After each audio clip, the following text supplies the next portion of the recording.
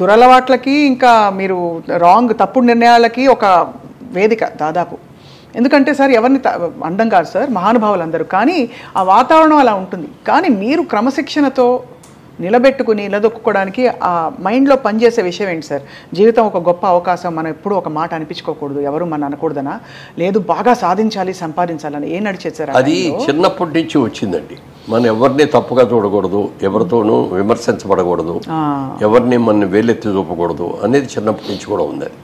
దాని మూలంగా ఏంటంటే ఎంత రాముడు మంచివాళ్ళు అంటారే, అలా రాముడు మంచివాళ్ళు చదువుకునే రోజుల్లో కానీ కాలేజీలో రోజుల్లో కానీ అన్నీ అలాగే చేసేవాడిని. బిజినెస్లోకి వెళ్ళాక కూడా బిజినెస్ పక్కాళ్ళందరూ ఎలా చేస్తారు, నేను కొత్తగా దిగాను అందులో. అప్పటికి నాకు సంబంధం లేని బిజినెస్లో దిగాను అనమాట.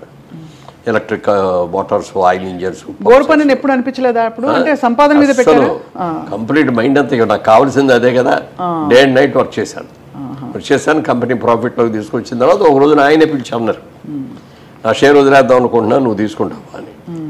నా దగ్గర డబ్బులు లేవు కదండి అన్న.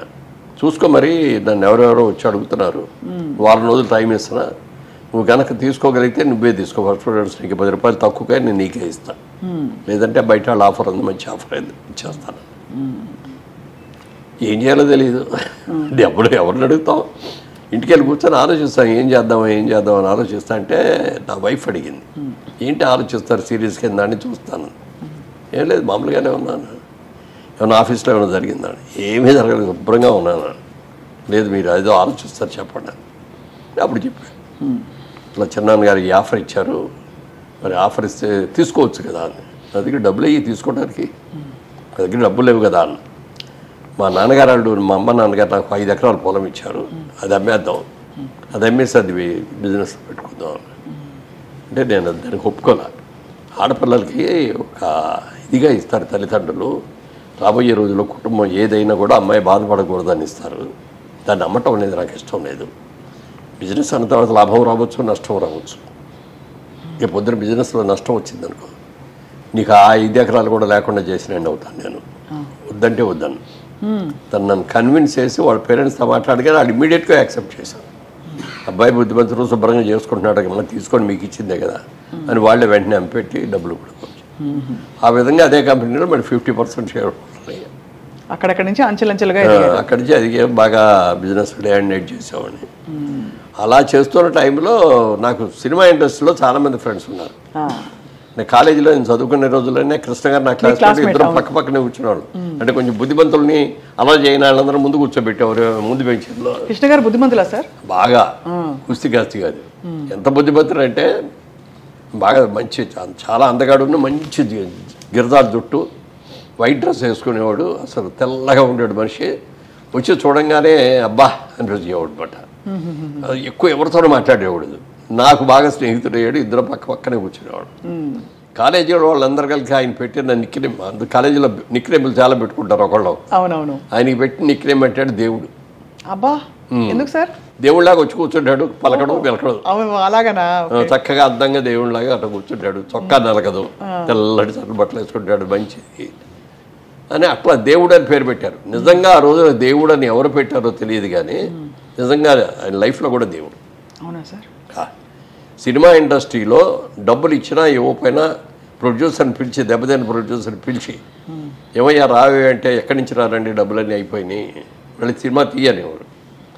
నా దగ్గర డబ్బులు లేవండి, కొబ్బరికాయ కొట్టడానికి కూడా డబ్బులు లేవండి అంటే, నీకెందుకు అయినా నేను చూసుకుంటా, సినిమా మొదలు ఇదిగో పలానా డైరెక్టర్, ఇదిగో పలానా సబ్జెక్టు, పలానా క్యాస్టింగ్ అని చెప్పి ఫైనాన్స్ని పిలిచి, డిస్ట్రిబ్యూటర్ని పిలిచేసి ఆయన గ్యారంటీ సంతకం పెట్టి డబ్బులు ఇప్పించేవాడు.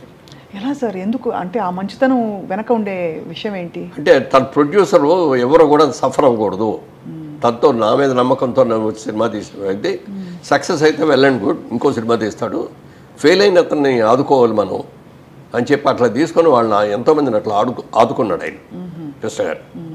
దాంతో నిజంగా అదే అనిపిస్తుంది, కాలేజీలో మనం దేవుడు అని పెట్టిన పేరు 100కి 100 పాళ్ళు అట్లాగే చేశాడు అని చాలామందికి ఎన్ని రకాల హెల్ప్ చేసేవాడు చెప్పడానికి. చాలా మంచి వ్యక్తి. మీరు వారు దాదాపు ఒకటే టైంలో వచ్చారా సార్ సినిమా ఇండస్ట్రీ? కాదు, వారు ముందు. ఆయన సినిమా మేము చదువుకున్న రోజుల్లోనే డైరెక్టర్ తిలక్ గారు అని ఒక ఆయన వచ్చారు. అంతకుముందు నాగేశ్వరరావు గారు వజ్రోత్సవం జరిగింది, 60 సినిమాలు పూర్తయిన తర్వాత చాలా పెద్ద ఎత్తున చేసి మా ఏలూరు కాలేజీకి కూడా గెస్ట్గా వచ్చారు ఆయన. వచ్చినప్పుడు ఆయన దగ్గర ఎంబడబడి అందరూ కూడా అప్పుడు ఈ లేవు కదా, సెల్ ఫోన్ లేవు కదా, ఫోటోలు గిటోలు లేవు, అందరూ ఈ ఆటోగ్రాఫ్ బుక్లు పుచ్చుకొని ఆటోగ్రాఫ్లు చేసుకునేవారు. అదంతా చూడంగానే ఇతనికి మనసులో పడింది. అది నేను కొంచెం అందంగానే ఉంటాను, నేను కూడా సినిమా యాక్టర్ని అయితే నాకు కూడా ఇట్లాగే ఇంత ఫ్యాన్ ఫాలోయింగ్ వస్తుంది కదా అని ఫస్ట్ ఇది దాంట్లో వచ్చింది. ఆ తర్వాత కొద్ది రోజులు డైరెక్టర్ తిలక్ గారు ఏదో ఫంక్షన్కి మా కాలేజీకి వచ్చారు.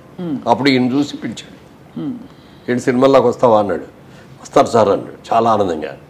అనగానే నువ్వు నా అడ్రస్ ఇచ్చి వెళ్తాను, నువ్వు మెడ్రాస్ వచ్చినప్పుడు నన్ను కనుక్కో అన్నాడు. ఈ లోపల చదువు డిగ్రీ పూర్తి చేశాడు ఆయన. పూర్తి చేసి మెడ్రాస్ వెళ్ళిపోయాడు. మెడ్రాస్ వెళ్తే నేను అప్పుడు తీసిన సినిమా అయిపోయింది, ఇప్పుడు ఆన్ హ్యాండ్ ఏది లేదు, మళ్ళీ నెక్స్ట్ సినిమా మొదలుపెట్టినప్పుడు ఇస్తాను, ఆ లోపల అప్పుడు దాకా నాటకాలు వేస్తూ ఉండేవారు. అట్లా సోమన్ బాబు ఈయన ఇంకా కొంతమంది కలిసి నాటకాలు వేసి ఒకప్పుడు అలా అయ్యాడు. నేను ఆయన వెళ్ళిన తర్వాత దాదాపు 10 ఏళ్ల తర్వాత వెళ్ళాను. ఆయనేమో సినిమాల్లోకి వెళ్ళాడు, నేనేం బిజినెస్లోకి వెళ్ళాను. టచ్లో ఉండేవారు. నేను మా బిజినెస్కి అంతా హెడ్ క్వార్టర్స్ మాకు కోయంబత్తూరు, అక్కడ మ్యానుఫ్యాక్చర్ అవుతాయి అన్నమాట ఆయిల్ ఇంజన్స్, మోటార్స్ ఆయిల్. నేను ఫ్రీక్వెంట్గా కోయంబత్తూరు వెళ్ళేవాడిని. తిరిగి వచ్చేటప్పుడు మెడ్రాస్లో ఆగి ఆ రోజంతా అక్కడ ఉండి నెక్స్ట్ డే నైట్ విజయవాడ వచ్చేవాడిని. అప్పుడు వెళ్ళటం, కలుసుకోవటం, మాట్లాడుకోవటం అవన్నీ.